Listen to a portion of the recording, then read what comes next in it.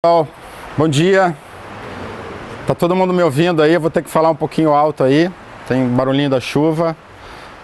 Para mim é uma satisfação comensurável estar aqui, ter recebido esse convite de poder, depois de quase 30 anos, não longe da FURG, né, mas seguindo uma estrada, né, como o professor aqui falou, lá pela década de 80, né, a gente estava ainda numa segunda década, né, digamos assim, aqui do curso de oceanologia. O campus aqui era muito diferente, não é essa maravilha que tem aqui hoje, né, era uma estrutura muito boa. E vou tentar passar para vocês um pouco assim dessa experiência de quase 30 anos aí trabalhando na parte costeira marinha, né? Eu saí daqui em 88, na verdade me formei no final de 87, fiquei mais trabalhando no NEMA, vou mostrar aqui um pouquinho para vocês, e depois peguei a estrada, morei muito tempo no Nordeste, morei depois no sul do Rio e agora hoje está fazendo 7 meses em Brasília. Então, a ideia hoje, né, quando eu recebi o convite, e queria assim agradecer muito ter recebido esse convite, até para poder devolver um pouco, né, do conhecimento que eu adquiri aqui. É falar sobre gerenciamento costeiro, assim, muito na minha experiência pessoal. A ideia, eu tenho certeza de vocês que estudaram e estudam o gerenciamento costeiro, vão sempre se remeter aos instrumentos, né, à lei do gerenciamento costeiro, aos instrumentos do gerenciamento costeiro. Eu vou deixar para falar disso no fim, né? Eu vou tentar mostrar um pouquinho uma outra maneira que ao longo dessa minha jornada de trabalho eu consegui, né, nas instituições que eu trabalhei, IBAMA, ICMBio, o Ministério, obviamente com equipe, com colegas, fazer gerenciamento costeiro a partir da instituição ou do foco de trabalho que eu estava fazendo. Tanto seja esse foco, quando a gente começou o trabalho aqui no próprio NEMA, o trabalho no projeto Peixe Boi, que eu acho que todo mundo conhece aqui, né, depois Centro de Mamíferos Aquáticos, e depois na Estação Ecológica de Tamoios. Então, eu preferi trazer o trabalho da Estação Ecológica de Tamoios para trazer um exemplo de gerenciamento costeiro para vocês a partir de uma unidade de conservação, né? E vocês devem estar pensando, tá, mas e os instrumentos de gerenciamento costeiro? Eu vou mostrar, eu acho que aí no fim a gente pode abrir um debate e tem alguns últimos slides que aí eu vou falar um pouquinho da tendência do gerenciamento costeiro no país, que é onde é que eu estou hoje, né? Linkado, obviamente, com o que está acontecendo no mundo, né? Tá? Eu vou tentar no fim deixar um pouco essa questão para a gente discutir. Ok? Bom, me pediram para eu trazer um pouco do meu histórico. Aí a lancha, navio, coleta de algologia, aula. Quem conhece aqui é o nosso presidente do Instituto Chico Mendes, o Ricardo Sovinski, né? Eu entrei em 82, saí em 88, né? Acabei me formando na área biológica, fiz estágio aqui na base oceanográfica com o professor Schau, que eu acho que a maioria aqui não chegou a conhecer. Tive o privilégio de ter meus professores aqui, mestres, né, que me ajudaram muito. Mas aqui eu gostaria de mostrar também não sei quem conhece, quem mora no cassino, que é a Vila Vozinha, né, que ela foi importantíssima aí sei lá, muita gente, muitas reuniões e na verdade era aqui que aqui é o Léo, ó, saindo da Vila Vozinha, que está lá hoje no CPN, em Pernambuco, e na verdade tinha toda aquela demanda né, que tem até hoje, de pinípedes e pinguins, e a própria comunidade do cassino nos conhecia, né, a gente morava no cassino, trazia os bichos. O museu não tinha a estrutura que tem hoje, né? Para quem chega hoje e vê aquela estrutura do museu é sensacional, mas não tinha. E acabava a Vila Vozinha recebendo os pinguins, os pinípedes, e a gente acabou aprendendo muito, né, de manejo, inclusive, dessas espécies aí na Vila Vozinha. E foi também onde a gente, digamos assim, fomentou muito a questão do NEMA, né, que foi, acho que, uma iniciativa muito interessante, que foi um convênio da autarquia do Balneário Cassino com o Departamento de Oceanografia da FURG, né, já numa visão de dar uma assistência, né, o nosso grande amigo Joca, o Beto Tagliani aqui são os precursores, né, a primeira leva do barraco, como a gente chamava, né, e muito a gente foi aprendendo aí, tratando as primeiras discussões sobre educação ambiental, para vocês terem uma ideia, né. Esses dias até o professor Krug me chamou lá, me mostrou um documento de 1978, que foi a primeira discussão de educação ambiental aqui no departamento. E aí a gente aprendeu muito, eu particularmente aprendi muito, porque a gente teve um primeiro contato, assim, daquele conhecimento todo que a gente tinha na universidade, de sentar na frente ali de um administrador do balneário, cassino, e tratar questões que a gente tinha tratado teoricamente na universidade, né? Seja manejo de dunas, seja a questão dos pinípedes, que eram mortos, né, a tiros, até hoje ainda tem alguma coisa, mas era bastante importante nessa época, a gente encontrava muito pinípede morto na praia. E a questão da educação ambiental, né, o trabalho que começou lá de mentalidade marítima, todo um trabalho que a gente fez com a CIRM na época e com a CAPES, e desenvolveu as primeiras, digamos assim, diretrizes, as primeiras experiências de pegar esse conhecimento fantástico que a gente tinha no curso de oceanografia e olhar um pouquinho para as comunidades, né, principalmente ali do Cassino, da Querência, do Bolacha, trazer aquela garotada toda lá para o barraco e ficar falando de zona costeira, de oceanografia, contextualizando eles um pouco sobre esse mundo, né, que a gente conhecia dentro da universidade, que eles conheciam pelos pais, né, a maioria pescadores ou que viviam em função disso, e a gente conseguiu aprender muito nessa troca aí. Acho que o NEMA conseguiu, né, também manter o seu objetivo, que é essa, digamos assim, essa escola operacional, prática lá de lidar com as questões aí do dia a dia, né, das questões do gerenciamento costeiro no dia a dia aqui da região, né. Saí daqui, eu recebi um convite para ir trabalhar no IBDF ainda, né. Não tinha o IBAMA, nós tínhamos assim IBDF, SEMAR, os órgãos tudo separado, como é hoje, né? Depois juntou tudo no IBAMA, agora separou de novo. Mas com uma incumbência muito grande de trabalhar no projeto Peixe-Boi Marinho, que tinha tido como um dos fundadores do projeto o Catuete Albuquerque, que foi um dos primeiros aqui também, oceanólogos a se formar aqui. O primeiro que entrou num órgão federal, no IBDF, que teve, um dos grandes ícones do oceano, né? E que conseguiu a nível federal fazer uma grande expedição no litoral brasileiro, assim, basicamente comprovar a questão do peixe-boi marinho na costa, que era uma incógnita, que mesmo na oceanografia a gente nem se tinha informações sobre peixe-boi, se tinha pouquíssimas informações sobre tartarugas. Então surgiu desse levantamento aí o projeto Peixe-Boi Marinho e o projeto Tamar, que também é bem conhecido, surgiram, né, desse trabalho do Catuete, né, depois com o Gui, com a NECA, Marcovaldi, e também algumas primeiras expedições para o Atol das Rocas, para Fernando Noronha, foram os primeiros contatos assim que se teve e com essa visão também de levantamento, de conservação dentro de um órgão ambiental que era o Instituto Brasileiro de Desenvolvimento Florestal, que depois virou IBAMA e que depois dividiu em IBAMA e ICMBio, tudo como está hoje, tá?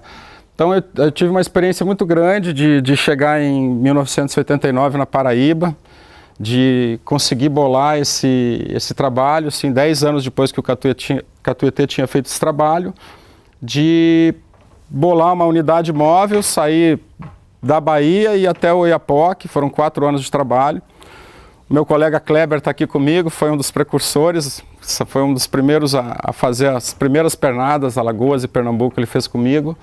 E aqui a gente tem um pouco dos resultados, né? Para você ter uma ideia, a distribuição do peixe-boi aqui do Espírito Santo até o Amapá foi o que a gente conseguiu encontrar depois de 4 anos, mais de 2.000 entrevistas, foram 2 teses que saíram daí, uma distribuição disjunta, muito pequena e em torno de 400 animais em toda a costa brasileira, né? A gente conseguiu encontrar aqui na Foz do Amazonas, aqui eu só coloquei a parte do Nordeste, mas aqui na Foz do Amazonas a gente conseguiu encontrar as duas espécies, uma coisa única no mundo, um sinergismo que depois, com a evolução dos trabalhos, mostrou toda a parte de hibridismo e tal, e principalmente uma zona de encalhes de filhotes, né? Que tem a ver com toda uma degradação dos manguezais, principalmente do Rio Grande do Norte e do Ceará, onde se fizeram as grandes salinas do Brasil, né, onde a gente consome a maior parte do sal brasileiro vem de lá, mas num preço muito grande, que foi a devastação dos manguezais dessa região. Então os peixes-bois não conseguiam mais entrar nesses estuários, as fêmeas acabavam perdendo os filhotes e gerou toda esse trabalho de manejo que eu vou mostrar depois. Mas aí eu tive uma experiência muito grande de conhecer assim profundamente o litoral nordeste e o litoral norte do Brasil, que são muito diferentes entre si, muito diferente dessa realidade que a gente tem aqui também na planície costeira, né? Aqui, toda aquela parte de encalhes gerou esse trabalho aqui em Itamaracá, né? Onde a gente tinha uma estrutura de manejo de primeiro mundo. Isso não foi construído do dia para a noite, levou mais de 20 anos. Resgate, reabilitação, onde um campo muito grande de pesquisa se abriu, principalmente para a área veterinária e para a área de controle de qualidade de água de recintos, né? Então, gerou umas oportunidades muito interessantes para a parte de oceanografia, de engenharia de pesca, que era manuseio de toda essa questão de qualidade de água. Depois, obviamente, a gente seguiu num programa de reintrodução, e esse aqui é a minha tese de doutorado, que foi o resultado dos primeiros 10 peixes-bois reintroduzidos. Aqui o que eles fizeram, né? Abrangeram aí mais de 2.000 quilômetros de costa, soltos em Pernambuco e soltos em Alagoas, e que saíram se espalhando aí, e que foi muito interessante a gente poder fechar esse ciclo, né, de resgatar, reabilitar e reintroduzir. Então eu fiquei aqui até 2007, o centro depois ele vira Centro de Mamíferos Aquáticos, ele deixa de ser só de sirênios, vira Centro de Mamíferos Aquáticos. Eu não quis trazer mais slides para falar sobre isso, mas criamos as redes de encalhes, né, que nos permitiu aí fazer uma ampla parceria com todas as universidades da costa brasileira. A própria Comissão da Baleia, eu participei aí 12 anos da Comissão da Baleia, que a gente tem essa proposta de criar o santuário, né, de baleias. Então foi uma experiência muito rica e transformar essa parte toda de sirênios em um grande centro, né, um Centro Nacional de Conservação e Pesquisa de Mamíferos Aquáticos, hoje, né, como um dos centros especializados do ICMBio. Então foi uma experiência muito grande, muito importante de ficar esse tempo todo no Nordeste, de também fazer esse trabalho no Norte, e que me aproximou muito também dessas comunidades, né? Meu trabalho de mestrado foi com entrevistas, e o trabalho de doutorado foi na UFPE, na Oceanografia de Pernambuco, foi com a parte de radiotelemetria, tanto radiotelemetria de VHF como satelital. Para vocês terem uma ideia, essa unidade lá de Itamaracá recebia 70 mil visitantes por ano, né? Movimentou e criou todo um fluxo de turismo para o litoral norte de Pernambuco, que era basicamente e exclusivamente no litoral sul, né? Porto de Galinhas, etc. Tá? Bom, de lá eu saí para a Estação Ecológica de Tamoios, que eu vou falar, que fica no sul fluminense, que é que eu vou me aprofundar um pouquinho mais com vocês. Não sei se alguém conhece a Baía da Ilha Grande, alguém aqui é do Rio de Janeiro. E onde eu estou hoje, né? Aqui lá na gerência costeira, que é a última reunião do GIGERCO, que é o grupo de integração do gerenciamento costeiro, que nós do Ministério, junto com a Marinha, comandante Serra aqui, presidimos, né? Que estão vários ministérios, vários representantes estaduais, a academia é representada também. Quem está representando a academia lá hoje é a USP e a Univale. Então é um momento aí de se discutir, principalmente tratar do Plano de Ação Federal para o Gerenciamento Costeiro, que a gente acabou de avaliar 2015 e 2016, e estamos aí com a proposta do 2017 para frente, né? Ok? Bom, eu vou me aprofundar um pouquinho nessa questão. Eu acho que todo mundo aqui tem uma boa noção sobre o Sistema Nacional de Unidade de Conservação, né? O que é uma unidade de proteção integral, o que é uma unidade sustentável. Eu cheguei na estação ecológica em 2008 e fiquei até setembro do ano passado. Tá? Deu basicamente 9 anos. É muito importante, dentro da questão do gerenciamento costeiro, eu vou sempre tentar puxar algumas coisas para vocês, mas é muito importante, seja onde você for trabalhar, o nível que você for trabalhar, seja municipal, estadual, federal, internacional, você ter o arcabouço institucional do que se trata. Né? Por mais que você tenha uma competência e habilidades técnicas, operacionais e tal, se você não tiver claramente qual é o teu campinho, né, do teu tema, daquilo que você está trabalhando, teu arcabouço legal, você certamente em algum momento você vai se atrapalhar, né? Porque é muito importante. Então, o arcabouço legal da estação ecológica, ele é muito interessante, porque em 1980, na época da ditadura, né, a gente estava vivendo um período de ditadura, foi imposto para o país as usinas nucleares. Né? E para quem conhece o sul fluminense e o norte quem conhece o litoral ali de São Paulo, escarpado, né, da Serra do Mar, foi o lugar escolhido para as usinas nucleares. Né? As primeiras em Angra dos Reis, na Baía da Ilha Grande, e as projetadas para o litoral norte de São Paulo, para a região ali que hoje tem a ESEC Tupinambás, né, e a ESEC Tupirim 15 em São Paulo. Então, as estações ecológicas na década de 80 eram uma das poucas categorias de unidade de conservação que existiam. Tá? Então, elas foram colocadas, eu não vou ler um a um, mas assim vou dar um contexto para vocês. Ela é anterior até o programa, quer dizer, o arcabouço legal da estação ecológica, ele é anterior até a Política Nacional de Meio Ambiente, ao SNUC, a tudo isso. Então, foi proposto, né, na época do regime militar, criar estações ecológicas em volta das usinas nucleares. Por quê? Né? Justamente para que esses lugares não tivessem uma urbanização muito adensada, já se pensando nas consequências, né? Não foi com nenhum tipo de compensação ambiental, entre aspas, né? A gente até usa isso como uma forma de dizer, olha, foi pensando ambientalmente, mas na verdade foi, quando você lê lá os argumentos do Paulo Nogueira Neto, não existia Ministério do Meio Ambiente, existia só a Secretaria Especial, nessa época nem, era só o IBDF que existia.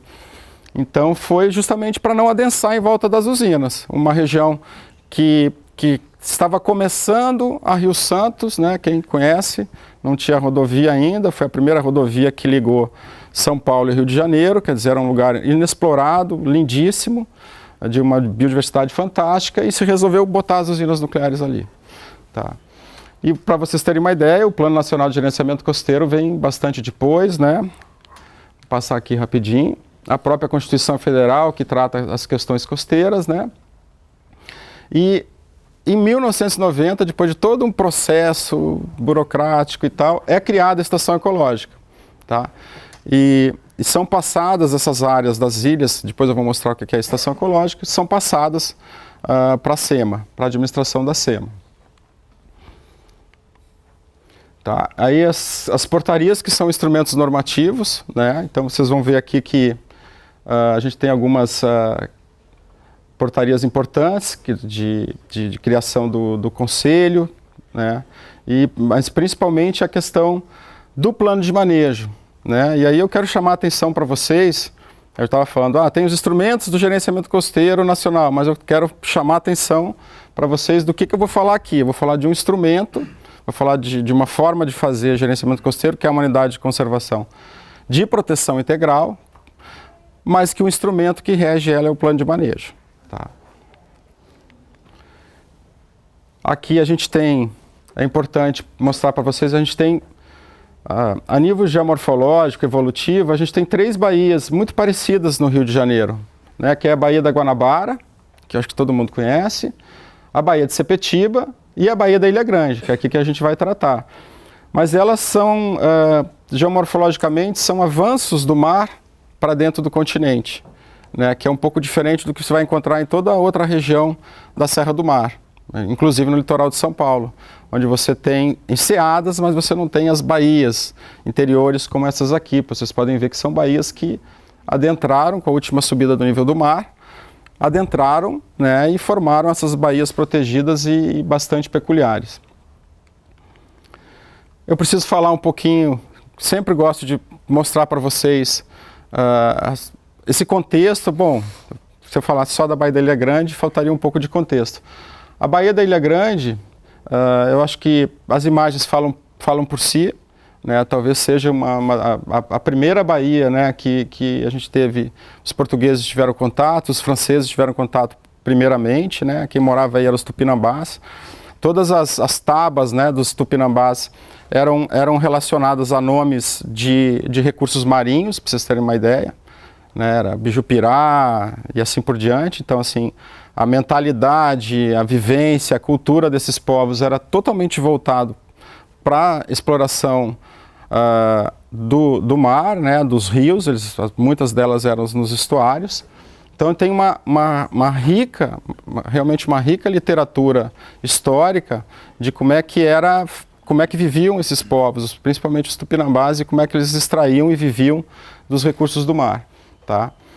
E a Baía da Guanabara está nesse nível de hoje, e um evento como as Olimpíadas não conseguiu, né, um evento político, financeiro do tamanho das Olimpíadas, não conseguiu sequer mexer e assumir os compromissos que tinham assumido de despoluição, desse tipo de coisa. Acho que todo mundo acompanhou aí a dificuldade e entre aspas, assim, um pouco do vexame que nós passamos como brasileiros para poder ter todos os esportes aquáticos lá, botando rede e aquele tipo de coisas paliativas, né?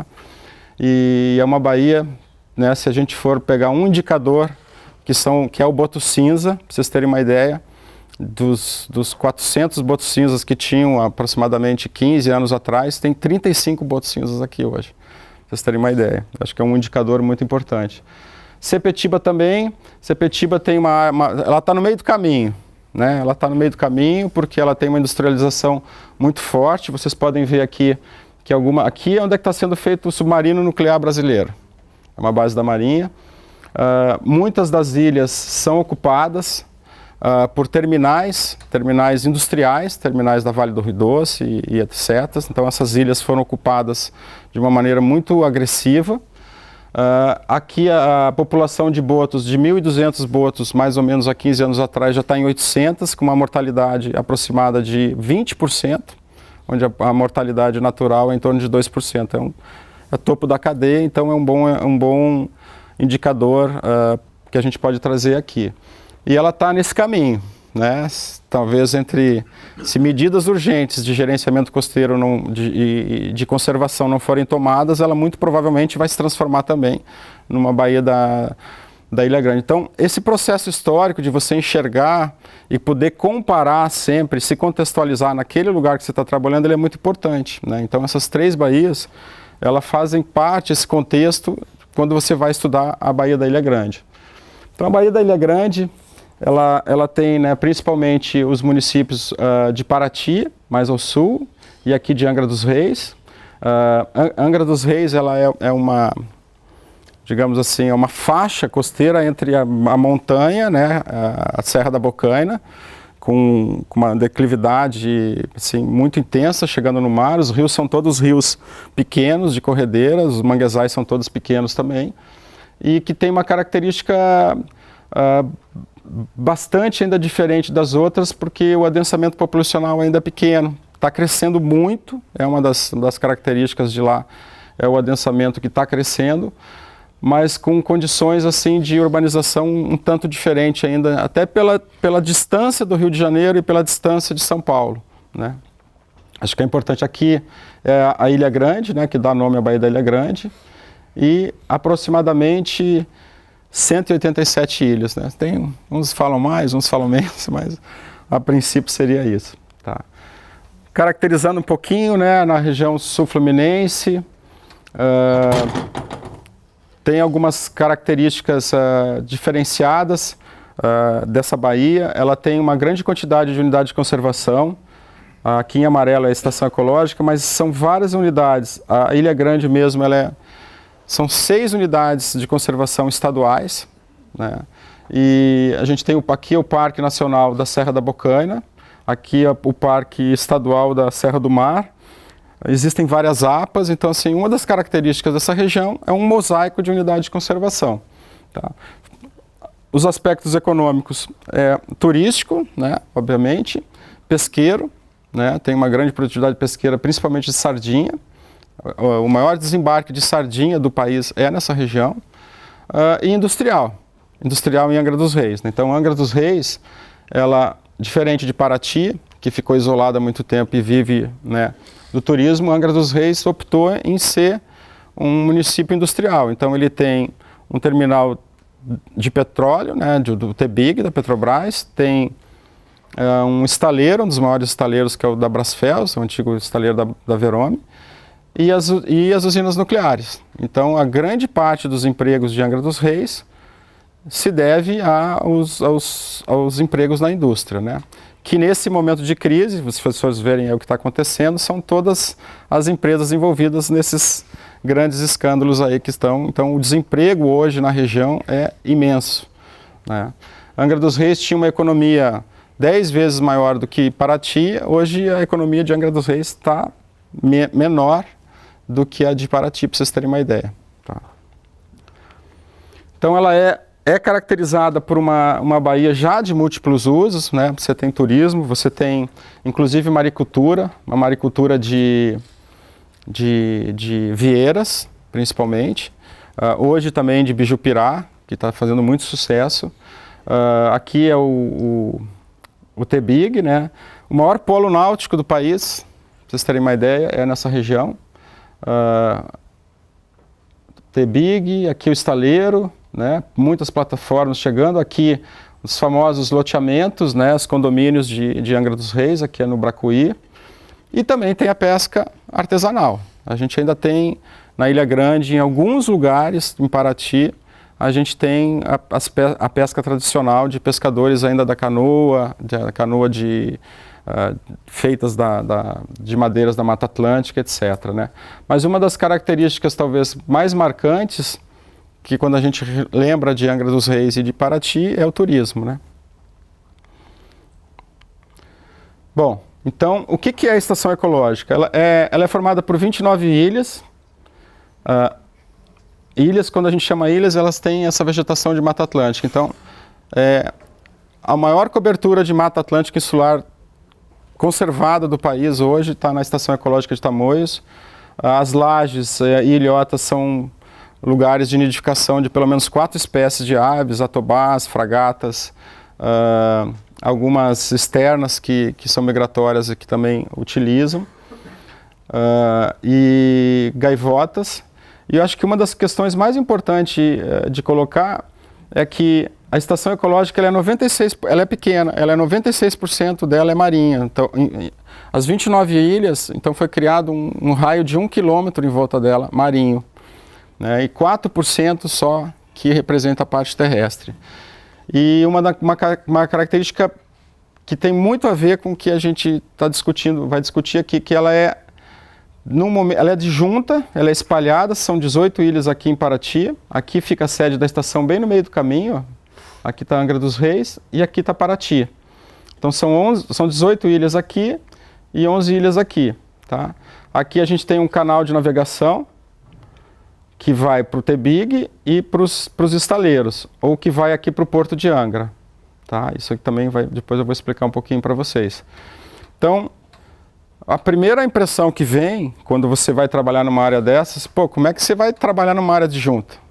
É que na verdade, não é uma estação ecológica, quando a gente junta os blocos, são 12 estações ecológicas, porque elas se juntam, então a gente pode dizer assim, não, nós não temos uma estação ecológica, nós temos 12. Né? E aí vocês imaginam o que está em volta dessas 12 estações ecológicas dentro de uma baía extremamente costeira, essas unidades de conservação. Vocês podem ver, quer dizer, aqui está a Ilha Grande, né? Então, são ilhas extremamente costeiras, marinhas, mas costeiras. Então, como eu já falei, né, essa estação ecológica ela foi criada em função do Programa Nuclear Brasileiro, ela não tem nada a ver com o SNUC. E se a gente fosse botar o objetivo que ela foi criada a nível estratégico, monitorar as usinas nucleares. Né? Então, assim, a primeira coisa que vai se cobrar da estação ecológica é como é que é o monitoramento dessas usinas nucleares. Aos pouquinhos eu vou tentar explicar para vocês. Com o passar do tempo, né, obviamente que esse espaço ele foi ganhando atributos, né, e é uma das áreas prioritárias aí em termos de importância biológica, né, na região, no litoral brasileiro. Aqui vocês podem ver um conjunto de ilhas, o conjunto de ilhas de Búzios. Ela tem essa função de refúgio, local de alimentação, de berçários. Tem toda a parte, compromissos internacionais que o Brasil tem de alcançar aí, pelo menos 10% de áreas protegidas, né? E até 2012, isso já passou, a gente não conseguiu, continuamos buscando essa meta, ela se encaixa aqui, né, aqui nessa região. É um hotspot, todos os trabalhos que já foram desenvolvidos, depois eu vou mostrar para vocês, mostra a importância da Baía da Ilha Grande como hotspot para várias espécies. Bom, vamos falar de cenários então. Né? Então, o que a gente teve da criação de 1990 a 2001? 11 anos. Nós tivemos praticamente uma estação ecológica no papel, né? Então vocês podem imaginar um passivo de 11 anos, sem sem um plano de manejo que pudesse nortear, sem estrutura, sem importância nacional em termos de instituição, a nível de IBAMA, que deu outras prioridades. O que aconteceu, né, nesse período? Obviamente, essas áreas, essas ilhas que tinham sido repassadas para a SEMA, né, repassadas mesmo, estavam sob o SPU, né, você sabe da importância do SPU, todas as ilhas, a parte costeira faz parte do patrimônio, tinham sido repassadas para a SEMA, e aos pouquinhos o próprio SPU no Rio de Janeiro foi passando aforamentos, esse tipo de coisas, instrumentos que eles possuem, e ela começou a ser ocupada. Né? Tem um barzinho?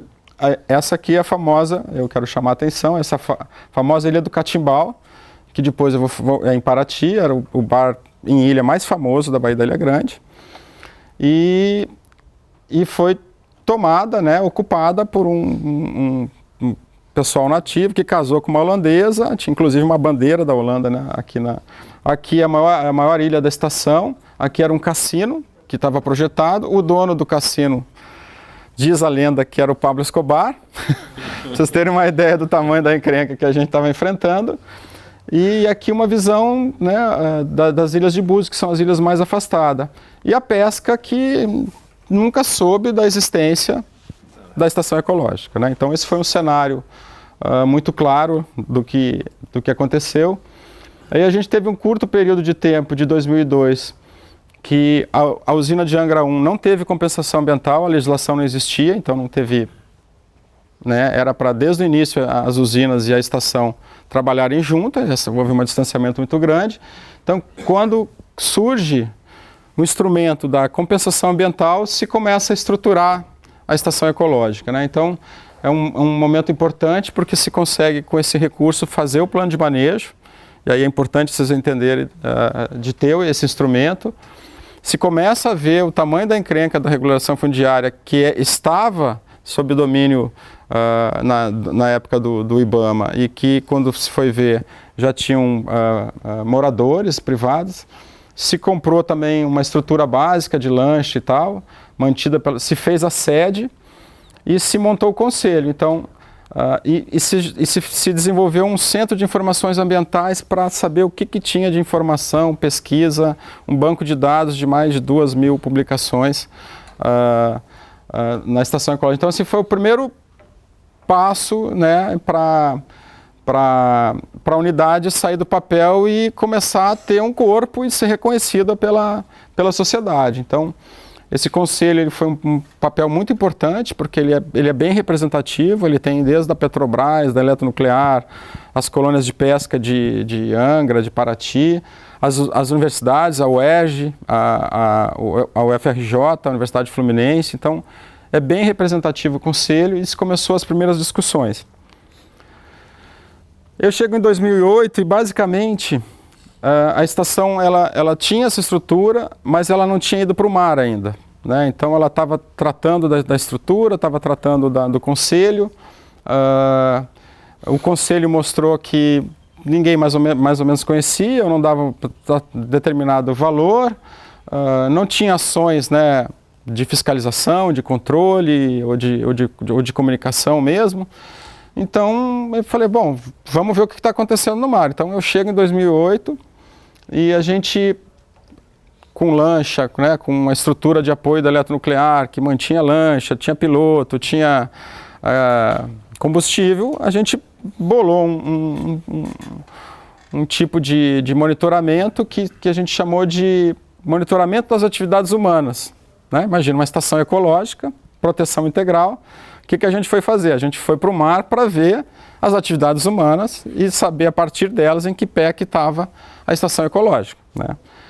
E aí, passado um ano, com 4 saídas mensais, a gente fez acho que 12 vezes 4, fez 48 saídas, 2 para cada lado, 2 para Paraty, 2 para... E a gente conseguiu ter uma bela noção do que estava acontecendo, né? Então, na parte terrestre, das 29 ilhas, algumas ilhas são rochedos, né? Tem que entender isso, que não tem como o cara botar uma capa. Apesar que ali no Catimbau eram os rochedos, eles fizeram um bar, né? Então 9 ilhas estavam ocupadas aqui, né?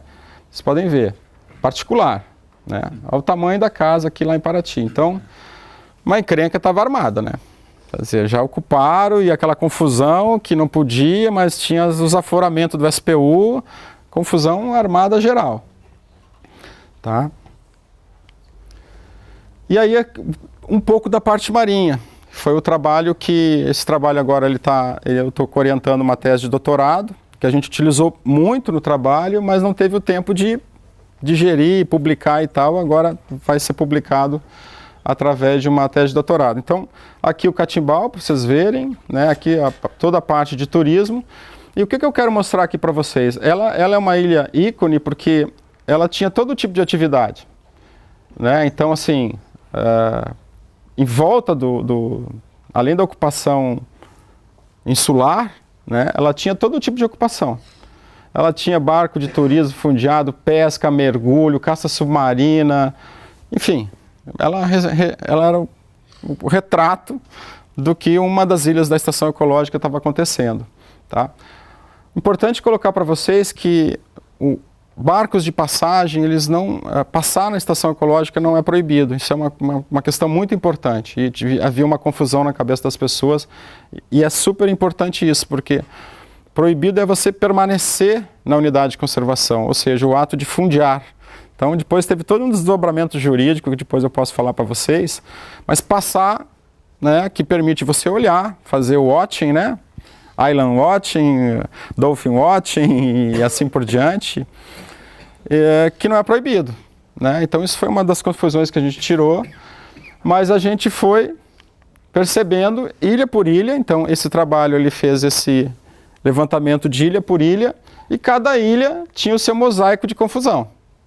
Não tinha nenhuma ilha que não tinha confusão, todas, até os rochedos. Então ficou muito claro para nós o que estava acontecendo quando a gente foi para o mar, né? Criados aí 18 anos depois de criada a unidade, o tamanho da encrenca que a gente estava tentando tomar pé, tá? Então aqui aquelas ilhas de Búzios, que são as mais afastadas, com muita influência de barcos de pesca, obviamente, né? Uma área mais funda, com até 30 metros de profundidade. Aqui são rochedos, os rochedos de nidificação de aves, inclusive acampamento nos rochedos, né? E aqui mostra um pouquinho também essa diversidade. Algumas ilhas tinham mais um tipo de uso, outras mais, né, que nos permitiu dar uma geral ilha por ilha. Mas nos permitiu também olhar em termos assim de frequência de ocorrência por ilha, em termos, por exemplo, aqui é o Catimbau, né? Nessas 48 saídas, sempre tinha encrenca. Algumas que vocês podem ver aqui, que é a Pedra Pelada, que é um rochedo sozinho, praticamente tinha aqui uma outra atividade. Então, deu para a gente perceber aqui um pouco da intensidade por ilha de atividades humanas. Assim como a gente conseguiu ver aqui a diversidade de atividades humanas que tinha por ilha. Mais uma vez o Catimbau está aqui, né? Era o rei da confusão, era aquele montoado de pedra lá, que era assim uma dos ícones do turismo náutico em Paraty, né? Mergulho, né? Assim, o grande roteiro de mergulho das operadoras, tanto de Angra como de Paraty, eram as ilhas da estação, tá? Aqui a parte de turismo de massa, né? Aqui a ilha do Sandre, ocupada com 7 casas, que é aquela ilha maior que eu falei. E isso aqui foi extremamente importante. Aqui um pouquinho do resumo, né, de cada uma das categorias. A gente conseguiu categorizar, né, até com a intensidade delas, né? E a gente chega um pouco nessa conclusão assim: bom, metade da confusão das atividades humanas tem a ver com lazer, com turismo, com recreação, que tem muito a ver com a vocação do lugar, que é o turismo náutico, né? É muito importante a gente entender isso também. Aqui a gente encontrou uma grande confusão, porque aquele roteiro que eu mostrei, aquele canal de navegação da Marinha que eu mostrei para vocês, não estava sendo obedecido. Isso aqui é um navio passando entre as ilhas da estação, né? E quando a gente chegou para tratar desse assunto na Capitania dos Portos, esse atalho estava assim, feito em cima de uma carta náutica pelo próprio capitão dos portos, né? Sim, o que essas porcentagens exatamente? A gente pegou aquelas 12 categorias e botamos em 3, né? Ou seja, metade das atividades humanas tem a ver com o turismo náutico. Metade tem a ver com a questão do tráfego marítimo, mas tráfego pesado, né? E a pesca, aí todo o conjunto de pesca, cerco, atuneiro, né? Barco, rede-escova, caça submarina, representava um quarto das atividades que nós encontramos. Então, a grosso modo, a gente tomou pé do que estava acontecendo. Qual a conclusão do trabalho? A categoria da unidade de conservação, ela não vem sendo respeitada, óbvio, né? Pô, tem uma estação ecológica que tem essa confusão toda, a conclusão óbvia, não está funcionando, né? O que a gente faz lá como gestor e como técnica, né? Você tem essa confusão na mão. Você desiste, sai correndo, entrega, não acabar com essa brincadeira, ou tu vai e encara de peito aberto. Então as recomendações foram muito interessantes, tá? Foi um exercício muito interessante. Ou a gente sai correndo ou a gente encara o problema. Ou seja, essa atividade tinha que continuar, né? Para vocês terem uma ideia, em 2008 para 2009 foram 40 e poucos. Quando eu saí de lá em setembro, a gente tinha completado 320 saídas. Se você multiplicar cada saída dessas por 3 a 4 horas, você vai ter uma ideia de quanto que a nossa presença no mar está fazendo a diferença. Não só para acompanhar, mas uma coisa quando você trabalha no mar, trabalha em área marinha, a presença no mar é fundamental. Não adianta você não estar no mar, né? Você tem que ser visto. Então, realizar o diagnóstico dos limites, assim, porque a maior parte das pessoas dizem, não sei onde é que é o limite, porque é um limite de 1 quilômetro, e aí? Não está na carta náutica. Não está na carta náutica. Como é que você lida com isso, né? Sinalizar as ilhas não tinham placas. Campanha de divulgação, óbvio. A sociedade não sabe que existe. Você chegava nas pessoas, você sabe que está na estação? Que estação? Que você está falando do quê? Eu estou aqui há 200 anos, né? Buscar parcerias, obviamente, que a gente até tinha no Conselho, integrar, porque assim, Angra dos Reis tem todas essas instituições aqui. Todas elas estão em Angra. Ou seja, o arcabouço institucional estava ali a um passo de a gente fazer essa articulação. Isso aqui, principalmente, pessoal, isso aqui é fundamental para o gerenciamento costeiro. Você tratar os conflitos de forma setorial.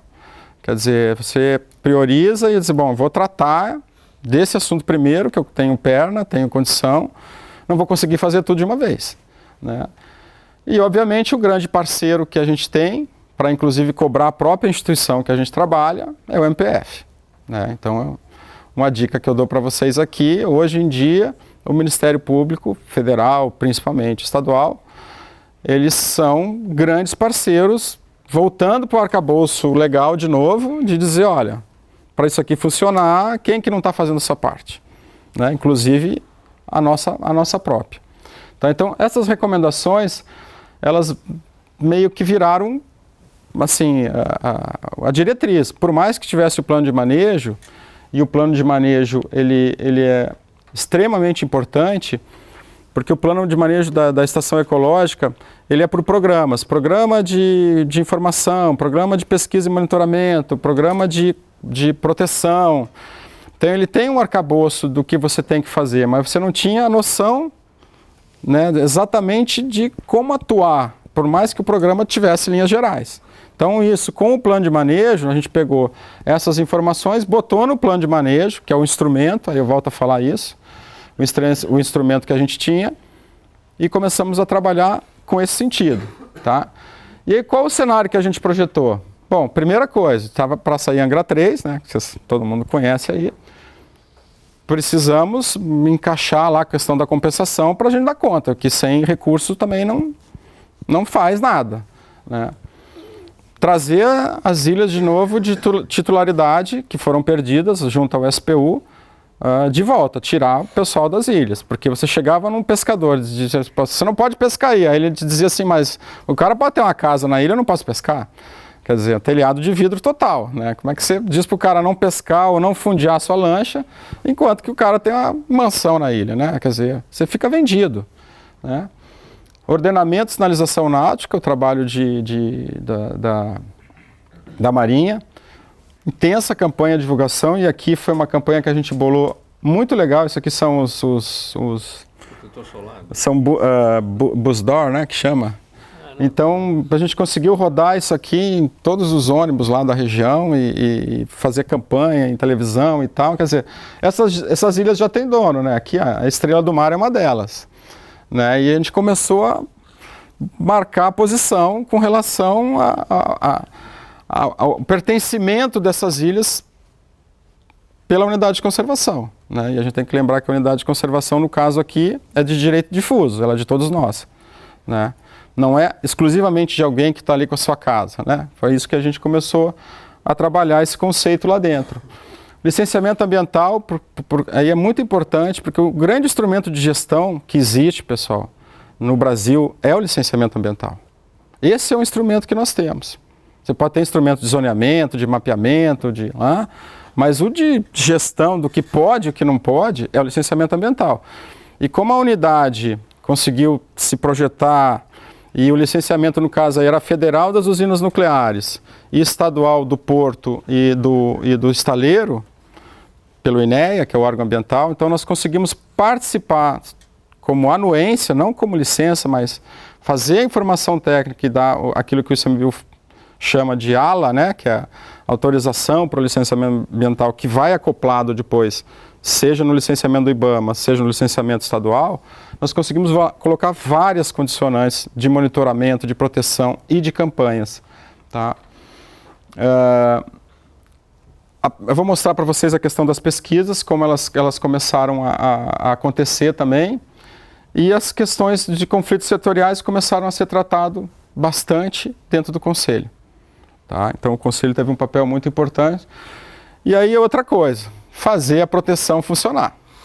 Quer dizer, você tem uma unidade de proteção integral, você não vai ter um braço de controle, você tem que ter, né? Porque senão você vai ser parcial, tem que funcionar para todo mundo, né? Então essa foi uma questão, uma estratégia que a gente adotou de trabalhar em parcerias com os outros órgãos, com o IBAMA, com a Polícia Federal, com a Polícia Ambiental, e a gente conseguiu avançar bastante nessa questão. Para vocês terem uma ideia, a gente conseguimos andar, quando teve a autorização da primeira casa, nós fomos lá, começamos a derrubar as casas, né? Porque era o que mais incomodava, era você estar na água, dizer, você não pode pescar, mas tinha uma casa ali. Então, o processo é lento, até você conseguir judicialmente, blá, blá, blá, blá, pode derrubar. Então, Fomos lá, começamos pela casinha mais pequenininha que tinha, que nós dava conta e botamos abaixo, divulgamos e dissemos, bom, agora, né, porque lá na região, você ter uma casa numa ilha é aquilo que vocês devem pensar assim, a casa da Xuxa, a casa de não sei quem, a casa do senador não sei quem, né? Quer dizer, você olha para a Ilha Grande com essa, né? Do Sérgio Cabral, né? Esse tipo de coisa, do presidente da Eletronuclear, né? Então, assim, foi uma mensagem mesmo que a gente deu, olha, estamos pegando pesado. Mas foi duro, até o SPU, né? Assim, teve um papel fundamental do MPF nisso. Nós, como instituto, a gente não estava conseguindo avançar até o Ministério Público chamar o SPU lá em Angra, o procurador, e disse, olha, você tem tal prazo para devolver essas ilhas. Se você não fizer isso, vai sobrar para todo mundo. Ação civil pública. Né? Então, essa foi uma articulação com o Ministério Público fantástica. O que a gente fez? Um outro levantamento. A gente encontrou 166 boias, piers, tudo dentro da área da estação. Né? Quer dizer, existia uma série de estruturas artificiais dentro da unidade. Aquilo é uma unidade de proteção integral, então tem que fazer esse levantamento também, que acabava dando muito acesso a barcos, esse tipo de coisa. Boias da Marinha, inclusive. Bom, essa foi uma parte fundamental que a gente, aí criamos um grupo de voluntários, as campanhas, placas, todas as saídas tinham folders, corpo a corpo no mar, então assim, até hoje é um dos braços fortes da estação, é a parte de comunicação. Aí todas as ilhas a gente conseguiu botar placas, né, isso, né, muitas dessas placas foram colocadas por condicionantes de processo de licenciamento ambiental. Aqui tem uma questão muito importante que foi muito dura, a gente conseguir, depois eu vou mostrar para frente a questão de não ter esses limites. Vocês imaginam, isso aqui não existe, esse limite, não existia nas cartas náuticas. Como é que você faz uma fiscalização, como é que você autua alguém se o cara pode alegar que não sabe onde é que está. Mas para vocês terem uma ideia, isso aqui especificamente é uma marina da Eletronuclear. Aqui tinham 42 poitas, 42 barcos de particulares da Eletronuclear fundeados dentro da estação. Então a primeira coisa que a gente fez também, a nível dessa parte de ordenamento, foi tirar e colocar aqui os barcos da Eletronuclear. Causou né, mas aí todo mundo viu também que é para todo mundo. Né? Então foi uma confusão danada, mas até hoje, se você vai chegar lá, os barcos estão lá. Estão fora da... A gente permitiu um corredor aqui de entrada e saída para a marina. A nossa lancha fica aqui, né, que é o lugar que a gente deixa. E a gente começou a trabalhar com essa parte específica dos lugares onde tinha mais fundeio, de botar. É proibido fundeio. Né? E isso, em poucos lugares do Brasil, vocês vão encontrar isso, uma placa dizendo aqui não pode fundear, porque se você pode botar o carro onde é que você quer, imagina a sua lancha. Esse é um dos grandes problemas quando você trabalha com turismo náutico, assim, é realmente duro, se não tiver uma legislação. Aqui o caso daquele navio passando entre as ilhas da estação. Conseguimos em 2012, depois de 3, 4 anos, mais uma vez com o papel do MPF sendo fundamental, chamando capitania, chamando o pessoal da hidrografia do Rio de Janeiro, dizendo, vocês têm um prazo X para botar na carta náutica. Se não botar, vou abrir uma ação contra a Marinha. Vocês têm uma ideia de como é que foi a coisa. E aí conseguimos, né, tá aqui, ó, estação ecológica, e conseguimos colocar numa ferramenta que é importantíssima, que são as cartas náuticas eletrônicas, que é o que se utiliza hoje, né? Então a carta náutica eletrônica, ela tem muito mais informação do que as cartas náuticas de papel, mas foi uma luta duríssima. Só para vocês terem uma ideia, isso aqui são tudo unidades de conservação do ICMBio, né? Que várias outras ainda não conseguiram resolver esse problema. E aí entra a parte pesada, pessoal. Essa parte aí não é fácil, isso aqui não é uma ilha da estação, é uma APA, chama APA Tamoios, estadual. E olha o que aconteceu. Do mar você não via isso aqui, a gente só conseguiu ver de helicóptero, pra vocês terem uma ideia. Isso aqui é a Ilha dos...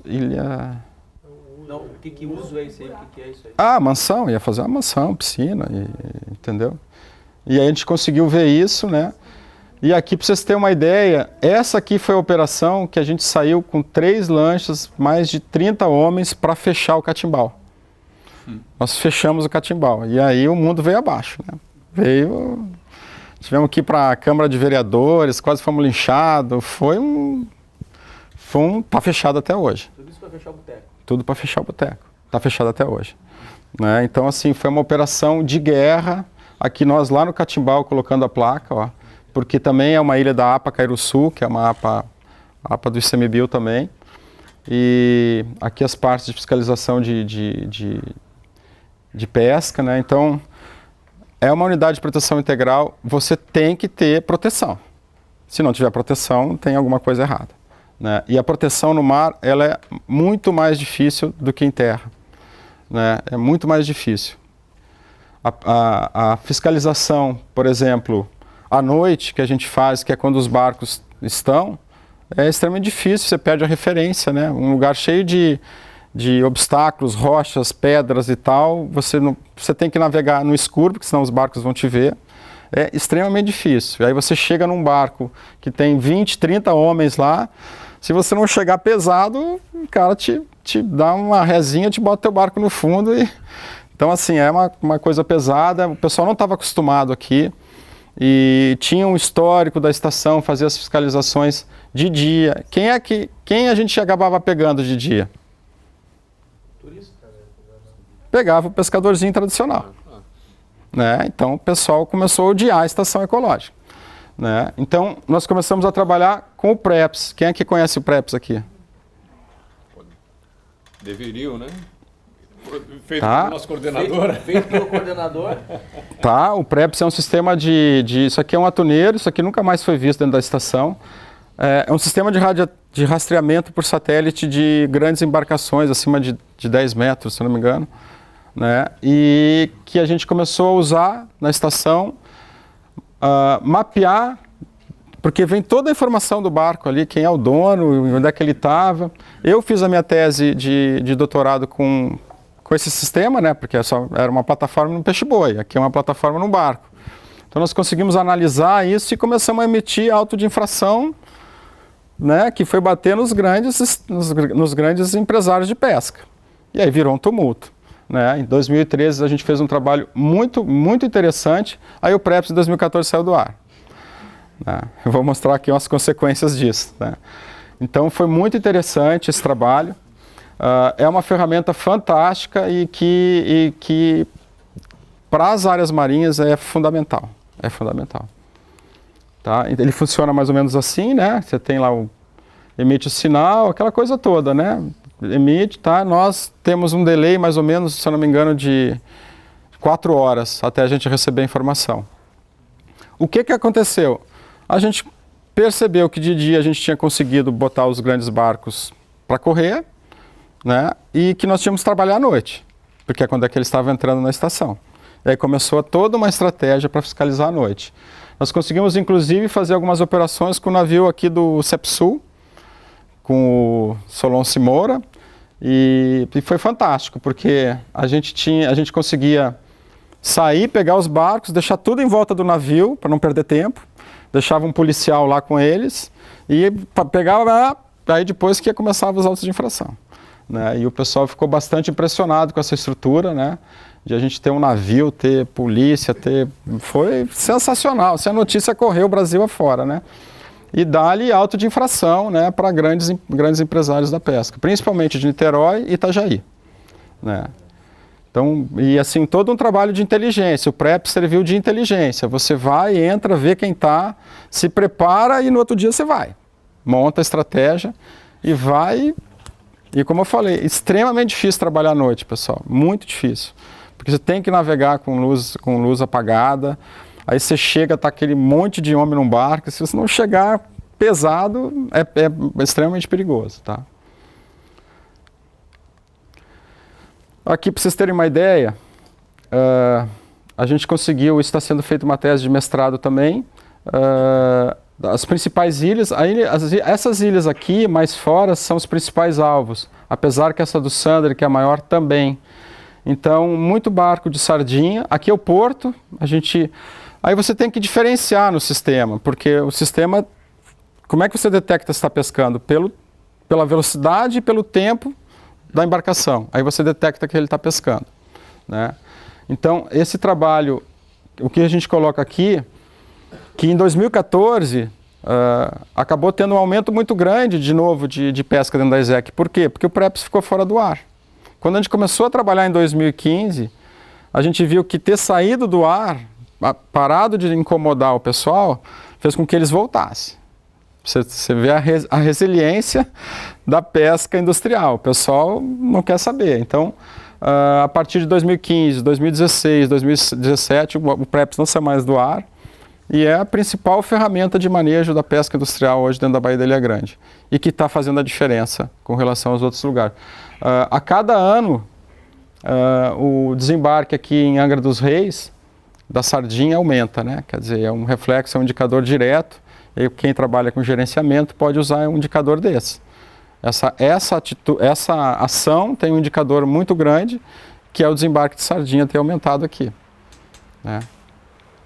Tá? Porque muitos desses barcos que pescavam aqui levavam a sardinha embora, iam para outro porto, né? Então quem está pescando aí dentro, e tem uma área imensa que pode pescar, que não seja dentro da estação ecológica, tá? Então é bastante interessante. E cada alerta, por exemplo, cada alerta que você recebe, você tem que conferir se está pescando ou não está pescando. Você recebe o alerta de Brasília. Aí você entra, faz o estudo daquela situação. E se a gente conseguisse, eu não trouxe aqui, mas se eu fosse botar aqui todas as informações do PREPS de um ano, basicamente toda essa região ia estar preta. Pra vocês terem uma ideia. Né? Ao longo da costa, entre Itajaí e Niterói, é impressionante, pessoal. Eu recomendo que, se vocês tiverem acesso,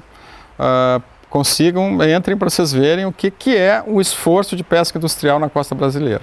É uma coisa, só uma imagem para mostrar. Outra coisa importantíssima foi a parte de recuperação de áreas degradadas. Aqui é uma ilha muito costeira, o continente já está aqui, ó. E foi construído um pier de uma casa para a ilha. Né? Então, olha o trabalho que nós conseguimos, botar a balsa, né? Obviamente que o réu teve que fazer isso, botar uma balsa lá, quebrar tudo e desfazer, e agora tem um TAC de 3 anos acompanhando. A UERJ é a responsável, foi contratada pelo réu, para fazer o monitoramento da recuperação ambiental dessa área. Está sendo acompanhado pelo Ministério Público. Aqui, no caso, é um mega hotel que tinha lá, que também tinha muito fundeio, a gente conseguiu tirar o fundeio, só que o esgoto do hotel caía dentro da estação ecológica. Né? Então, nós conseguimos aqui também que eles tirassem de dentro da estação, isso aqui, para vocês terem uma ideia de para onde foi parar o encanamento, que sai da estação ecológica. Aqui era saindo dentro da estação. Aqui são 300 metros de encanamento pela costeira. Isso aqui custou para o hotel R$300 mil. Né? Então, assim, tudo entrando, processo judicial, etc, até recuperar. Isso aqui é um grande exemplo de recuperação, porque aqui tinha esse pier, toda essa estrutura foi demolida, aqui já estava destruído o pier que ligava essa ilha, por exemplo, é uma ilha que a gente sabe que, por exemplo, as capivaras, elas atravessam de noite e dormem aqui. Né? É muito interessante, a gente encontra as capivaras à noite aqui, a gente já encontrou elas atravessando a nado, uma coisa bem interessante em termos de biodiversidade. Aqui talvez seja a encrenca pior de lá, é a que mais realmente dá desgaste para nós, é que, por ser um polo turístico, existe uma cultura de você botar a sua lancha onde que você quer. Né? Aí você chegar numa ilha maravilhosa dessa, você dizer que você não pode fundear aí, o cara não acredita, né? Eu venho aqui há 20 anos, 30 anos, não é que eu não vou botar minha âncora aqui, né? Então é complicado, porque a própria Marinha não quer interferir nisso, ela acha que não é papel dela, e E ele é um grande exercício para quem trabalha com esse tipo de área marinha, quer dizer, uma proteção integral, uma área que você não pode fundiar, é um desgaste tremendo, né? É um trabalho contínuo. Aí nós conseguimos com a Marinha, a gente fez várias ações de fiscalização, fizemos, obviamente, sempre de comunicação, mas algumas saídas são feitas de fiscalização, né? E nós conseguimos com a Marinha fotografar o número do registro e mandar para a Marinha também multar, para não ficar só em cima do ICMBio. Então a gente conseguiu avançar um pouco nisso. Outro problema, que quando a gente viu, tinham, a partir de praia que não eram da estação, estavam tendo passeios de banana boat em volta das ilhas.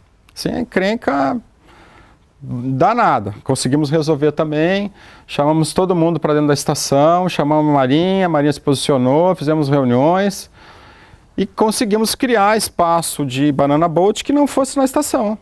Ordenamento costeiro, gerenciamento costeiro. Ó, vocês podem ir para cá, podem ir para cá, 2 ficam para cá, 2 ficam ali, agora só não vão em volta das ilhas, que não pode. E a atividade continua, né? Era uma questão de ordenar realmente, chamar todo mundo, sentar, conversar e ao mesmo tempo se posicionar. Olha, a gente não quer multar ninguém, eu acho que tem espaço para vocês manterem a atividade de vocês.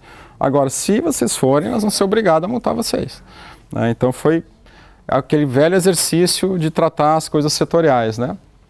Aqui lá na estação, né, a gente com as duas, tem a capitania em Angra e tem a delegacia da capitania em Paraty.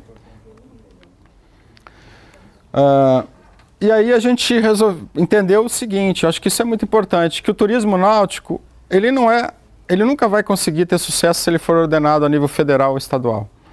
Ele só vai ter sucesso se ele for ordenado no nível municipal, né? O município tem que se encarregar. Essa atividade ela é típica do município. Então, a gente, né, conseguiu fazer uma saída lá com o capitão dos portos, aqui é o presidente da Turizangra, e a gente mostrou várias questões para eles e a gente começou a trabalhar numa Câmara Temática de Turismo Náutico, dentro do Conselho de Turismo. E foi extremamente importante. A gente conseguiu fazer vários ordenamentos, né? Segue, eu não estou mais lá, mas a coisa está seguindo. O Sebrae se interessou muito pelo trabalho que estava sendo feito e, a partir do trabalho de Angra, ele lançou um selo de turismo náutico para o Brasil inteiro, baseado nesse trabalho lá. Resolveu 100%? Não resolveu 100%. Mas, assim, o primeiro passo, que era ordenar lugares de fundeio e que condições mínimas que as operadoras de turismo deveriam ter, isso a gente conseguiu. Então, é uma experiência que eu deixo para vocês aqui. Assim, o turismo náutico ele tem que ser trabalhado no nível municipal. Não adianta você fazer uma lei federal que não tem órgão que vai fiscalizar, a Marinha não vai fiscalizar, o Ministério do Turismo não vai fiscalizar. A mesma coisa vale para o Estado, né? A Secretaria do Turismo do Estado não vai fazer isso, mas quem vai fazer isso é o município. É a Secretaria de Turismo ali, a organização de turismo que está ali, que tem que ser convencida que para ter um turismo sustentável, para vocês terem uma ideia, o pessoal tratava assim, só da parte do que pode e o que não pode, como embarcação e como turismo. Nunca o destino. Quer dizer, você pode ir para onde é que você quer. Então a gente chegou lá, não é assim. Tal lugar não pode ir. Vocês estão incentivando um operador e o turista que está vindo para esse lugar maravilhoso. Entrar no lugar, de repente a gente vai chegar lá e vai autuar, o turista vai ficar espantado. Está lá autuando, mandando sair. É extremamente chato isso, né? Então foi o que a gente conseguiu mostrar lá no Conselho de Turismo, que tinha que entender que o destino era muito importante, né? A gente tem que pensar para onde que esse turista está indo, para onde esse operador está indo. E que tem lugares que ele não pode ir. Agora, aí entra aquela coisa que eu falei, passar nas ilhas e dizer, aqui é uma ilha da estação, aqui tem ave, aqui tem boto cinza, aqui tem Mata Atlântica. Aí começou a agregar esse valor nos passeios, né? Foi muito interessante isso, que eles começaram a pegar o discurso de que passar na estação ecológica tinha um atributo, aqui, esse lugar aqui, né? Tipo, se apoderar, olha, nós aqui cuidamos do nosso lugar, aqui não pode. Então foi muito interessante nesse sentido. Mas a gente teve que realmente fazer algumas operações e passar caneta. Porque a gente chegava no lugar, fizemos um banco de dados lá, chegava no lugar, estava a mesma lancha lá pela 10ª vez. A gente falou, olha, sinto muito, mas agora você vai ser multado, né? Então foram uma das primeiras também, assim, notificações sobre e autuações na parte de turismo náutico. Aqui, pessoal, quem já ouviu falar do coral-sol aqui? Todo mundo, né? Então, o coral-sol, ele tem esse ciclo aqui, né? São 2 espécies que vieram muito provavelmente nessa plataforma aqui há mais de 20 anos, 25 anos. É um trabalho que a UERJ fez lá, um trabalho fantástico, os pesquisadores da UERJ fizeram.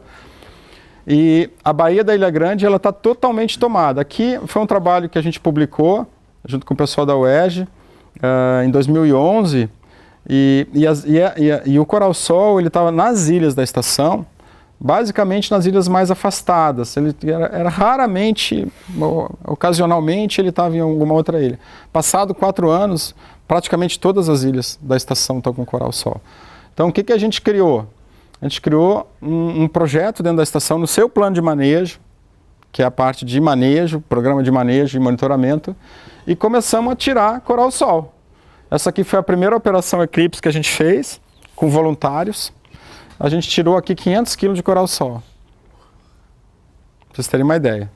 Tá? E isso aqui mostra que o grande atributo da estação ecológica, que ela foi criada para conservar as ilhas e a grande biodiversidade dela está no costão rochoso, ou seja, o bentos, né? Os organismos bentônicos, que eram biodiversos, estão sendo substituídos por, né, uma diversidade de 1 ou 2 espécies exóticas, para vocês terem uma ideia. Não tem mais nada aqui nesse costão. Né? Então, é uma grande ameaça à biodiversidade dessa região. Por que o coral-sol nessa Baía da Ilha Grande se deu tão bem? Não se conseguiu ainda ter essa resposta, mas a gente começou as ações. Aqui já foi a 2ª operação que a gente fez, também com o apoio do barco do Solon-C Moura. A gente conseguiu botar mais de 100 voluntários dentro do barco. Aqui é uma amostra da retirada. E um dos sucessos desse trabalho, passado 2 anos dessa retirada, a gente não viu a volta, pelo menos nas áreas que a gente tirou, ou se viu, muito provavelmente foi aqueles pequenos pólipos que a gente não conseguiu tirar, que continuaram ali. E é uma discussão ferrenha. O troço foi para Brasília, foi criado no Ministério da Ciência e Tecnologia um outro grupo de trabalho, aí tem uma corrente que diz que não é para tirar, que tem que deixar assim. Então, assim, troço... A indústria do petróleo está empolvorosa, porque a procuradora de Anga criou uma ação civil pública e abriu e botou todo o Brasfels, né, o estaleiro, o terminal da Petrobras, o Porto de Angra, todos estão... O ICMBio e o IBAMA também são réus, todos, nessa questão. E a coisa está num nível mais alto de discussão, assim, interminável. Enquanto isso, o coral-sol vai se espalhando, né? E a gente fez várias campanhas. Hoje, em 2015, foram tiradas, assim, só numa das ilhas, que é a Ilha dos Ganchos, 811 colônias. Mas aqui, ó, essa 2ª que nós fizemos, que foi no Catimbau, a gente fez questão de ser no Catimbau, para mostrar a recuperação dela. Se tirou mais de 10.610 colônias em 6 horas de trabalho, 325 quilos. Né? Um monte de voluntário mergulhando lá com martelinho e com pontão e tirando e aqui dá para ver bem aqui o trabalho. E a estação, todo mês a gente sai, a nossa equipe mesmo mergulha, e o lugar que tem pouquinho, que a gente está vendo que está começando, a gente vai lá e tira. Né? Aqui, para vocês entenderem como é que a gente também conseguiu um pouco aqui o Solon-C Moura, né, na última operação. Isso aqui foi uma ação penal que o Luciano Huck teve que... Ele foi condenado e ele acabou tendo que, via Ministério Público, bancar. Então, essa 2ª operação, ela foi basicamente bancada por uma ação penal lá do Luciano Huck, que acabou gostando, né? Apesar dele ser réu, ser obrigado a fazer, acabou gostando, abriu um espaço para a gente começar a divulgar isso, né? Então, quando eu saí de lá, estava nas... É bom de marketing isso aí. Tá ganhando dinheiro em cima. Nas tratativas Estava nas tratativas de como é que isso ia acontecer, tá? Aqui é todo um trabalho de divulgação. Aqui, só para vocês terem uma ideia, não sei se vocês já viram, a gente trata muito de várias pesquisas na estação. Isso aqui é um esboço. A Eletronuclear tem um mega programa de monitoramento de mais de 30 anos, talvez o programa de monitoramento marinho mais longo do país, e que não respondia em nada o efeito das usinas nucleares no mar. Tá? Aqui na captação de água, funcionando a usina Angra 1 e Angra 2, passam 10 bilhões de litros de água todo dia, que são incinerados, assim, porque a temperatura aqui chega a 200 graus, né, porque é um contrafluxo, né, para resfriar, e sai aqui a água em torno de 8 a 9 graus mais quente, e essa área aqui ela está bastante restrita aqui, mas bastante devastada no sentido da água quente, né? A biodiversidade aí basicamente ficou algumas espécies resistentes, que acaba sendo um indicador das mudanças climáticas também no futuro, né? Se a gente for olhar por esse lado. Vocês sabem o que é isso aqui? Quem sabe o que é isso aqui? Isso é o pré-sal, né? Aqui está a Baía da Ilha Grande. Isso aqui tudo é o pré-sal. Então vocês imaginam as consequências, digamos assim, não só aqui na exploração, mas de tráfego marítimo, de leve e trás, espécies então isso é uma coisa que a gente depara. Todo mundo que está trabalhando nessa área aqui costeira tem que levar isso aqui em consideração, não dá para não levar. Tá? As pesquisas na unidade, vocês podem ver aqui, ó, que em 2006 ela começa e vai crescendo. 2015 ela caiu um pouco. A justificativa que a gente tem, principalmente lá no Rio de Janeiro, aqui as universidades lá, o UERJ entrou já em colapso. Vocês estão vendo a UERJ lá hoje, né? Quer dizer, a universidade está praticamente sem condições de trabalho, greve. Aqui o pessoal da UERJ trabalhando. A gente conseguiu fazer alguns trabalhos de inventário de flora, né, das ilhas. Tem algumas espécies muito interessantes aqui que praticamente já não são encontradas no continente. Isso só numa ilhazinha pequena, né? Então, os inventários das ilhas são importantíssimos e têm que ser feitos, que ainda não começaram a ser feitos. Aqui o que eu estava falando de um mega programa das usinas nucleares. Eles se concentravam basicamente na saída da água.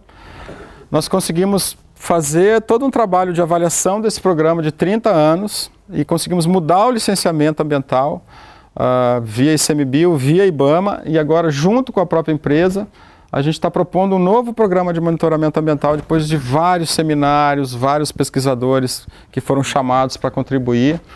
E essa área aqui, que era de captação, que era a área controle, é uma área de impacto tremendo, né? Você pegar 10 bilhões aí de litros de água com plâncton, com ictioplâncton, e trucidar isso todo dia, você está causando impacto. Então, esse é um dos grandes resultados da estação, né, de refazer esse programa de monitoramento utilizando as ilhas da estação como ponto de controle, né? E as áreas controle são as áreas da estação, né? Eu poderia falar um dia inteiro sobre isso, mas foi um trabalho bastante interessante. Para vocês terem uma ideia, aqui na captação de água, se descobriu, né? Nós descobrimos lá que eram capturadas na sucção tartarugas, né? Isso era escondido da empresa, a empresa não divulgava isso, nós conseguimos descobrir. Bom, aí Ministério Público, Ação Civil, o pessoal tá encrencado. Desde o IBAMA, o pessoal da própria empresa, e foram 120, se conseguiu registrar 120 tartarugas verdes, né, ameaçadas. Aqui, essa região, ela é um grande local de alimentação das tartarugas verdes, que elas saem das ilhas, elas nascem e vêm se alimentar nessa região. Então aqui geralmente são juvenis de tartaruga verde. Aqui, só para vocês terem uma ideia, a gente participou desse licenciamento aqui da Eletronuclear, né, da Brasfels e do TBIG. Todos eles ajudaram a criar um grande arcabouço de monitoramento ambiental da Baía da Ilha Grande, através da estação ecológica. Então, tem 3 grandes programas de monitoramento acontecendo, que as empresas foram obrigadas a fazer e que tem a ver com o monitoramento da Baía da Ilha Grande. Tá? Se a gente somar, eu até tenho em Excel aí, são em torno de umas 50 condicionantes. Inclusive de estudo de coral-sol nas estruturas de porto, do porto, do TBIG, né, que é onde é que os navios ficam mais tempo, né. Aí um programa muito interessante que a gente começou a fazer, a vieira, ela é uma espécie nativa da região, ela praticamente desapareceu pela coleta, né, pelo uso. Hoje ela é fortemente cultivada, é o principal cultivo da região, ela tem um valor agregado econômico fantástico. E existe o IADBIG, que é um instituto que produz a semente. Eles conseguiram um trabalho fantástico de excelência técnica de reproduzir e produzem milhões de sementes e tem um excedente, e esse excedente a gente começou a reintroduzir na estação. Então a gente já conseguiu até 2015, do ano passado não está aqui, 2017 também não estão os dados, mas só na primeira leva ali a gente conseguiu botar mais de 60 mil, já deve estar em torno de umas 200, 300 mil vieiras, que ainda é pouco, mas já foram reintroduzidas em algumas ilhas da estação. Tá? E a gente tem um trabalho de acompanhamento muito interessante, a gente deixa umas GoPro ligadas para ver a questão da predação, né? Como é que está acontecendo com essas vieiras que aí vem baiacu, tem uma predação imensa, mas está se fazendo toda essa recuperação também com essa espécie que é muito importante lá. Importantíssimo a questão do conselho. Eu tive a oportunidade de presidir 33 reuniões, aprendi muito nas reuniões do conselho. É um lugar assim que multidiverso em termos de opiniões, tem questões que são individuais, que tem gente que está lá para vender o que ele tem para defender, mas assim, no todo a gente conseguiu botar o conselho para funcionar muito bem na estação. De todas aquelas unidades que eu mostrei para vocês ali do Mosaico Bocaina, é a única que o conselho não parou. Todas as outras, em algum momento, o conselho implodiu, parou, quebrou o pau e parou. A estação ecológica, que é de proteção integral, né, que deveria ter assim até menos participação do conselho, porque ela é de proteção integral, é a que tem uma participação mais efetiva. Tá? E aqui tem um grande trabalho que nós fizemos, que eu quero deixar aqui para vocês, que uma das áreas, essa área aqui da estação, esse bloco de ilhas, aqui tem uma das últimas comunidades, a BR passa bem pertinho da estação, de pescadores artesanais mesmo, que é a comunidade de Tarituba, que tem as canoas e tal, e que eles não têm como pescar. Eles não têm como sair para pescar aqui de canoa para cá, por exemplo. Se o cara remar, não consegue voltar, depois está morto, cansado, entendeu? Então nós fizemos um grande trabalho no conselho, né? Abrimos um processo, aqui é o IBAMA prendendo um dos pescadores lá tradicionais, uma grande confusão que deu, e prendeu o Bolsonaro também, né? Não sei se vocês conhecem essa história, e isso levou o conselho a trabalhar de forma participativa e a gente propor para o ICMBio um TAC, né? Para vocês terem uma ideia, aqui a principal atividade, né? A maioria é a principal atividade de canoas, isso aqui é uma coisa rara lá na região, né? Então a gente conseguiu, com esses critérios aqui, um trabalho de 2, 3 anos, propor para o ICMBio fazer um TAC e o Ministério Público assinou o TAC junto. Isso que foi interessante, né? Que o Ministério Público podia até contestar, fazer um TAC, liberar a pesca tradicional dentro de uma estação ecológica de proteção integral. Mas o Ministério Público assinou junto, então isso fez com que a estação ganhasse assim, muita notoriedade e muito apoio dos próprios pescadores, né? Que entenderam que onde era possível, onde a gente entendia que realmente era um problema que a unidade tinha criado, a gente tentou resolver, né? Então isso foi muito interessante, até a nível ali de Câmara de Vereadores, prefeitos, amenizaram um pouco a questão da estação, né? Bom, a gente está chegando no final. Aqui para vocês terem uma ideia, aquela questão toda aqui da pesca, isso o Bolsonaro aqui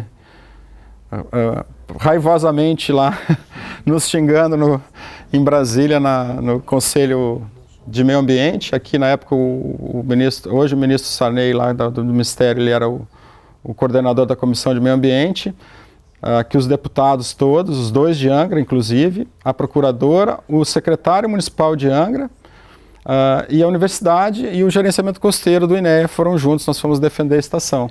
E a proposta estava tramitando um projeto de lei que acabava com a estação ecológica. Então, para vocês terem uma ideia do nível de complexidade, porque o Bolsonaro foi pego pescando e levou uma multa e o mundo veio abaixo, né? Ele criou, se articulou com outros deputados para um projeto de lei. A gente conseguiu finalmente, depois de 2 anos, o projeto foi arquivado, né? Mas enfim, foi uma encrenca grande. Essa não atendimento a condicionante, que é a questão de recursos. Na verdade, os recursos também não chegaram. É um problema lá para a estação. Essa questão da pesca se conseguiu resolver. Do setor náutico está se resolvendo. A questão do coral-sol é uma coisa que a gente não conseguiu dimensionar ainda em termos de perda, até porque a gente está sentindo que a nível nacional a coisa está muito complicada.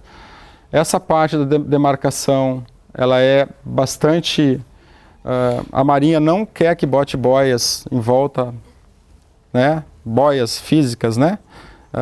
A 1 quilômetro ela acha que é risco à navegação, então não vai ter como marcar, vai ter que ser só na carta náutica. E aí a gente traz alguns questionamentos, né? Que em azul é o que a gente acha que tem que cada vez mais bater o martelo da questão dos serviços ambientais, né? Da estação. Mas o que está se discutindo, né? Na época está se discutindo, tá, mas se não assinar o TAC, né? O que você faz? Indeniza o pescador, então? Né? Que foi uma proposta que veio. Aí começam os cenários, né? Se não vai assinar o TAC, ele não pode pescar, eles estão com prejuízo, o que acontece? Você transforma a unidade, deixa de ser ESEC para virar parque, para poder permitir o turismo e não ter que mais ficar no embate com o turismo, né? Você modifica os limites da unidade, né? Nós que trabalhamos lá achamos que a estação é um modelo de gestão, né? Mas todos esses questionamentos foram levantados, inclusive no Conselho. Para encerrar essa parte, pessoal, eu acho assim, eu trouxe assim rapidamente nessas informações, ela nos trouxe um embate muito grande, uma maneira de fazer gerenciamento costeiro a partir de uma lei muito pesada, que é a lei de uma unidade de conservação de proteção integral, uma lei federal que te permite usar um braço forte de proteção, mas que você tem que ter a habilidade de enxergar e ser maleável, principalmente quando você está interferindo na questão cultural ou tradicional que já existia naquela área. Não só o pescador artesanal, mas a questão do próprio turismo náutico, que chegou até antes da estação ecológica, né? Então essas coisas você tem que balancear e procurar ir moldando, e não necessariamente vir com aquela solução que parece ser a mais fácil. Ah, vamos trocar a categoria. Aí tu entra no Congresso Nacional pedindo isso, quando você vê, os caras fizeram um AUE, modificaram a lei totalmente e some.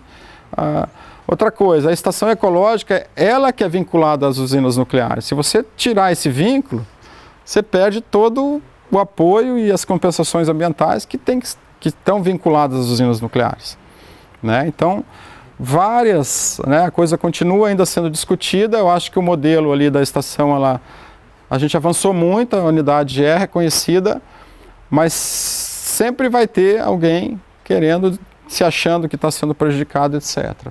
Tá? Mas acho que é uma experiência muito boa, né, que não tem a ver com os instrumentos do gerenciamento costeiro nacional, estadual, como zoneamento ecológico, como, né, projeto Orla, etc., que na verdade o gerenciamento costeiro não traz mecanismos, isso é importante vocês entenderem, ele não traz mecanismo de proteção. A lei de gerenciamento costeiro, ela é de intenções, ela é de voluntariado, ela não é de obrigações. Então dificilmente você vai enquadrar alguém por causa da lei de gerenciamento costeiro. O próprio zoneamento ecológico é para os estados fazer, se o estado não quiser fazer, não faz. O projeto Orla, que é na questão dos municípios até agora, até semana passada, também era voluntário, agora vai ser em função de uma lei que saiu em 2015, aí, que passa as praias para os municípios. A gente conseguiu botar o projeto Orla como no termo de adesão, então agora a tendência é os prefeitos quererem fazer o projeto Orla. Isso vai ser muito importante para o gerenciamento costeiro. Vai abrir um campo de trabalho incrível, né, que é trabalhar junto aos municípios, que eles vão precisar fazer os seus zoneamentos, os seus planos, que são os PGIs, que é os planos de gestão integrada da Orla, e essa demanda vai vir dos municípios. Né? Então, acho que isso é muito importante. Nós temos uma grande lacuna no país, que é o zoneamento ecológico costeiro, que é os estados que deveriam fazer. A maioria não fez, e os que fizeram é pouquíssimo efetivo. Então, um instrumento que deveria estar pronto à disposição até para os municípios fazerem os seus baseados no do estado, não surgiu. Não creio que minha opinião pessoal, não creio que os estados vão fazer nessa crise, que eles até hoje não deram importância. Nessa crise toda, não sei se vão fazer, mas os instrumentos do gerenciamento costeiro, eles não são regulatórios, eles são de diretrizes, né? Isso é importante entender, que no fundo você vai ter que, aonde você for trabalhar, no nível que você for trabalhar, você vai ter que ter um arcabouço legal, seja municipal, seja estadual, seja federal, para te dar suporte para você fazer o gerenciamento costeiro de fato. Tá? Só para encerrar, pessoal, eu queria puxar um pouquinho de vocês. Quem que já ouviu falar da ODS aqui? Então, os Objetivos de Desenvolvimento Sustentável, eles foram desenvolvidos, né, na Conferência de Paris, há 2 anos atrás. Eles são 17, são muito interessantes, e esse aqui é o que tem tudo a ver com o que a gente está conversando, da parte marinha e costeira. Aqui retrata bastante o que está se pensando, né, em termos de gerenciamento do espaço marinho, não só costeiro, né, do planejamento espacial marinho. E o objetivo 14, ele vai ter a reunião agora, a primeira reunião para tratar dele vai ser agora nas Nações Unidas, na Semana do Meio Ambiente, de 5 a 9, né? E ele busca essa questão de conservação e uso sustentável dos oceanos, dos mares e dos recursos marinhos para o desenvolvimento sustentável. Essa ODS é basicamente a diretriz internacional que vai permear até 2030 os países. Né? Então nós estamos fazendo um forte trabalho lá na nossa gerência de conseguir botar na mão do ministro do Meio Ambiente os compromissos até 2030 que ele tem que ir nessa conferência e se comprometer com eles, que a gente vai ter um guarda-chuva aí até 2030 para essas questões dos oceanos e dos mares. Eu recentemente vim de um curso internacional e de uma conferência internacional de planejamento espacial marinho. Os países europeus, Estados Unidos, etc., eles todos já estão lá na frente, todos engajados. Para vocês terem uma ideia, essas são as 7 metas. Acho que aqui vocês podem enxergar as 7 metas que vão nortear até 2030 a questão dos oceanos no mundo e no Brasil. Então, a meta número 1 trata da poluição marinha. A meta aqui estão os anos, né? A questão de proteção dos ecossistemas, mas é muito importante entender aqui a parte de recuperação também de ambientes costeiros, a parte de capacidade de resiliência. Na gerência costeira, nós estamos trabalhando fortemente nesse tema aqui, que é o combate ao lixo no mar. Em outubro desse ano, a ideia é fazer o primeiro seminário nacional para combate ao lixo no mar. A gente está com uma experiência muito boa. Tem vários trabalhos no Brasil sendo feitos e totalmente dispersos. A ideia é juntar todo mundo e para que a gente possa propor um plano de ação em 2018. Nós estamos trabalhando fortemente aqui em criar um programa nacional de conservação da linha de costa. Né? Um programa que está sendo feito a várias mãos, com várias universidades colaborando, que é justamente a gente poder ter um cenário até 50 anos da linha de costa, para a gente ter um novo tipo de planejamento estratégico, quer dizer, você consegue ver e até onde é que vai estar a linha de costa daqui a 50 anos, você tem uma informação estratégica bastante importante. Não é fácil, cientificamente, a gente tem que validar essa metodologia, não vai dar tempo de falar disso ainda, mas é muito importante. A questão da acidificação dos oceanos, a questão da pesca, da sobrepesca, pesca ilegal, a questão, volta aqui a questão de conservar pelo menos 10% das zonas costeiras e marinhas através de unidades de conservação.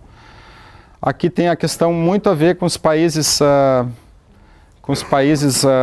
insulares, né, que tem uma preocupação.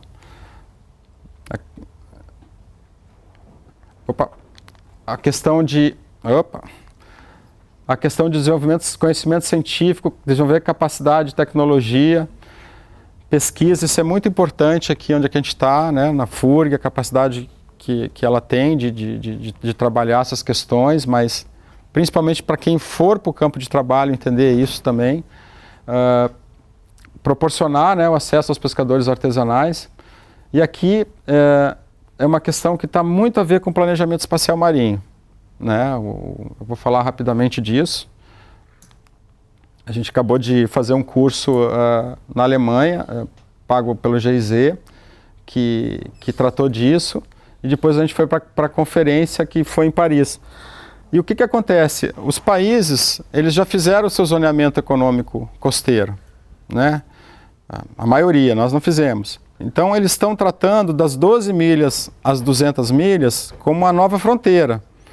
E eles já fizeram, através do planejamento espacial marinho, que é regulamentado, né, e pela Comissão Oceanográfica Intergovernamental da Unesco, que fez as diretrizes, então eles estão utilizando essa ferramenta para fazer um planejamento espacial marinho, superfície, meia água e fundo, que na verdade são planos setoriais, não são zoneamentos, mas é o plano da energia, o plano do tráfego marinho, inclusive o plano ambiental, e a gente tem pouquíssima informação dessa área, né? A não ser o revisei, a gente tem muita carência ainda para poder botar um plano ambiental e proteger um ambiente que a gente nem conhece direito ainda, né? Mas, por exemplo, o setor de petróleo e gás, vocês viram o que é o planejamento do pré-sal.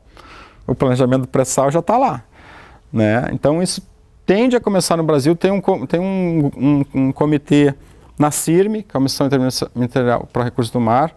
A comandante Costa Lunga participou desse curso, então a tendência é que nesse grupo da CIRM saiam as diretrizes do planejamento espacial marinho, né? Isso vai muito provavelmente abrir também uma série de oportunidades, né, tanto em empresas como para as universidades, trabalhar nesse campo de conhecimento, né? E o mais importante ainda, os países que já fizeram isso, eles estão junto às Nações Unidas reivindicando mais 100 milhas, né? Quer dizer, essa é a intenção, né? Você, através do planejamento espacial marinho, você mostra que você usa a sua zona econômica exclusiva, você tem capacidade de usar, manejar dentro desses preceitos e reivindicar mais 100 milhas para dentro. É isso que está por trás de tudo, né? Tá? Então essa é uma questão muito importante, a gente vai tratar disso no Ecogerco, né? A tendência é trazer o pessoal da Marinha, da CIRM, para falar um pouco sobre isso também, mas era muito importante que vocês fiquem atentos à questão da ODS. A gente vai tentar trazer a questão da posição brasileira lá em junho para a reunião do Ecogerco, que é logo depois, para saber o que a gente conseguiu levar lá para as Nações Unidas e se comprometer, né? A ideia é trazer para cá o comprometimento do Brasil.